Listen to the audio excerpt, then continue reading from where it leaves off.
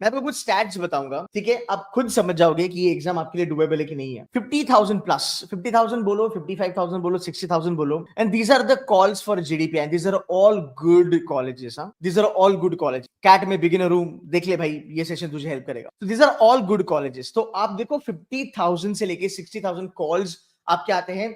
इसमें से तो आपके 25,000 कॉल जो है वो कैप के आएंगे, जो सेंट्रलाइज्ड प्रोसेस होती है आईएम्स की, जहां पे 8 अच्छे आईएम्स आपको कॉल्स देते हैं, आपको भर भर के यहाँ पे कॉल्स आने वाले हैं। उसके बाद अगर आप देखोगे एबीसी 1500 कॉल्स आते हैं, फिर आईएफटी दिल्ली है, आईआईटी है, एमडीआई है, एफएमएस है, you have other colleges also under CAT. आपके न्यू आईएम्स हो गए, बेबी आईएम्स हो गए, डीयू के कॉलेजेस हो गए, etcetera etcetera etcetera. There are certain colleges that are much better than baby IIMs, like IMI वगैरह वगैरह।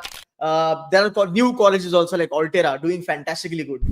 IMT Ghaziabad is also here. तो ऐसे बहुत सारे कॉलेजेस जो कुल मिला के आपको 50,000 के ऊपर आपको जीडीपी के कॉल्स आने वाले हैं। भाई ये नंबर काफी आप लोगों को आपका एमबीए करना। 80% के ऊपर अगर आपको कुछ भी मिलता है, you are in a good position. हाँ, you are in a good position. अगर आपको 80% के ऊपर कुछ मिलता है, अब आप कहोगे अरे सर 80% में क्या ही होगा, अब क्या बात कर रहे हो। 80% में बहुत कुछ होता है। अगर आप SC ST PWD हो, आपके बहुत ज्यादा चांसेस हैं कि आप इंडिया के टॉप 10 में जा सकते हो। 80% अगर आपके पास है, अगर आपकी प्रोफाइल बहुत अच्छी है, आप कुछ नॉन आईएम्स क्रैक कर सकते हो, राइट। आप जीएम जैसे कॉलेजेस में जा सकते हो, राइट। सो ये जो नंबर है 80% का is absolutely fine. That is India के टॉप 20% में आप आ जाओगे। 3 लाख बच्चे एग्जाम देते हैं, 60,000 में अगर आप आते हो, आपका कुछ ना कुछ अच्छा होने वाला है। बट हमें यहाँ पे जाना बहुत जरूरी है, आप समझ रहे हो, हमें यहाँ पे जाना बहुत जरूरी है। ऑलवेज रिमेंबर, जब मैं कहता हूँ आप इंडिया के टॉप 20% में रहोगे, आप इस लेवल पे आओगे, which is this 80%। But guys 80% of the students are not able to crack this 80%। अब ये भी सोचो, हाँ यार ये बात तो सही है। तो if you are in the game,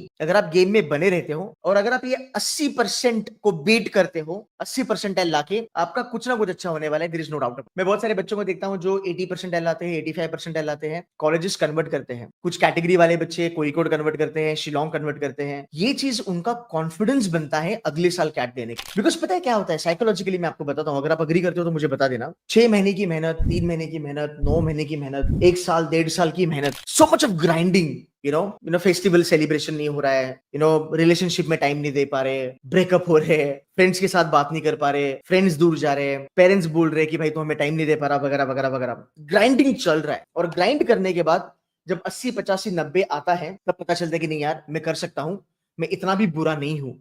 तो ये नंबर आपका कॉन्फिडेंस बूस्टर है। बाय द वे, अब मैं आपको बताता हूं आपके साथ क्या होगा अगर आप ये 80-90% लेके आते हो। तो देखो ये नंबर्स देख लेना। अगर आप इंडिया के टॉप 20 में जाते हो, आपकी एवरेज सैलरी 25 से लेके 30 लाख की लगने वाली है। अगर आप इंडिया के टीयर 1 में जाते हो, ओके, आपकी एवरेज सैलरी 32 लाख से लेके 35 लाख की होने वाली है। ये नंबर्स बहुत याद रखना, और ये नंबर बहुत पॉसिबल है, ये डुएबल है। आप भी यहाँ पे खुद को देख सकते हो आज से लेके 2.5 साल के बाद, ठीक है, 2 साल की एमबीए होती है हमारी, 1.5-2 साल के बाद आपकी जॉब लग जाती। मैं इंडिया के टॉप 21 से लेके 30 में भी जाता हूं, तो भी मेरे एवरेज पैकेज 20 से लेके 25 लाख। और अगर मैं इंडिया के 31 से लेके 40 कॉलेजेस में जाता हूं, मेरी एवरेज पैकेज 15 से 20 लाख की है, which is an absolutely amazing jump. Looking at Indian market, हम जहां पे खड़े हैं, एक अपर मिडिल क्लास में आप यहाँ पे आओगे, इससे भी ज्यादा I think upper middle class में आप आओगे। टॉप 41 से लेके टॉप 60 भी स्कूल में अगर आप जाते हो, 2 में मैं एडवाइस नहीं करूंगा ये टारगेट करो, बट फिर भी आपकी एवरेज सैलरी 12 लाख के ऊपर आता है, and that is a very good thing to start your career. ये 12